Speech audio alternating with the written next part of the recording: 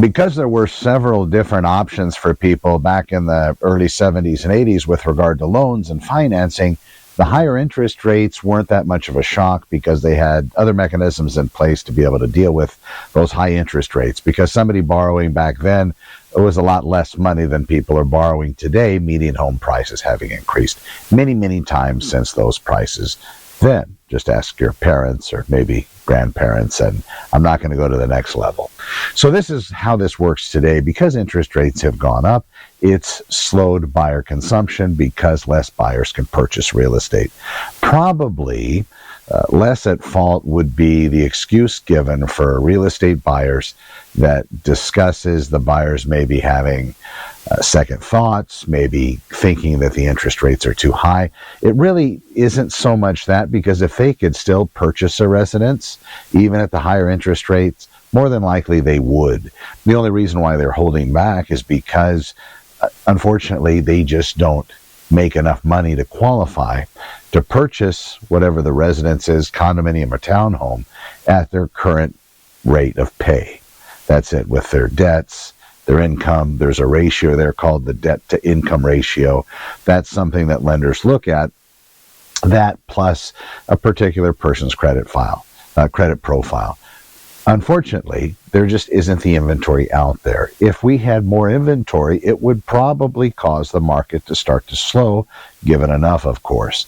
And then the market would have reversed itself. It would become a real estate market where we would start to see homes sitting longer, sellers becoming much more negotiable, potentially agreeing to pay all the buyer's closing costs and also reducing prices and giving other particular incentives, like maybe paying a year's worth of homeowners association dues.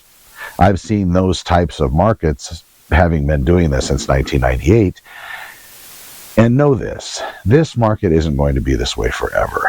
I really don't believe we're going to see those 2 and 3% interest rates. There are some startup companies that have come out of the woodwork and saying, you know what, we're going to go ahead and make it so the home buyers are able to either assume another person's mortgage that happens to have one that's incredibly low, maybe assume that mortgage, purchase the residence, and get some kind of a second loan to make up whatever equity there is and whatever that buyout agreement happened to be. So there'll be that. Then there's other startups that I've heard that are part of the real estate investment trust companies that are talking about potentially loaning money out at 3 and 4%. I don't know the terms of that or how that looks, but there are companies out there because, with all of these other than United States currency and, the euro and the yen and these other currencies that are very, very strong, what else do we have? Well, we have crypto. We have other types of currency now that are online types, that are kind of cloud-based types. Real tangible money in a way, but a lot of it paper.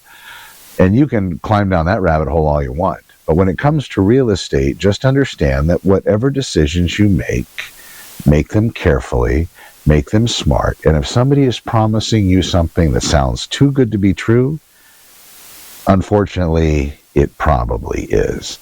But verify what you're seeing. There's a lot of different AI out there that are giving videos such as these, talking like me, potentially. Not that I'm that important yet, but at some point, potentially, maybe they'll say, oh my gosh, we have to emulate this guy, and then who knows what to believe. But at this point, I am the real Connor with honor. I don't believe AI has taken me over yet, but I guess, how do you really know? You can reach me on my cell. Look that up. Be well. We'll talk to you soon. Thanks for watching.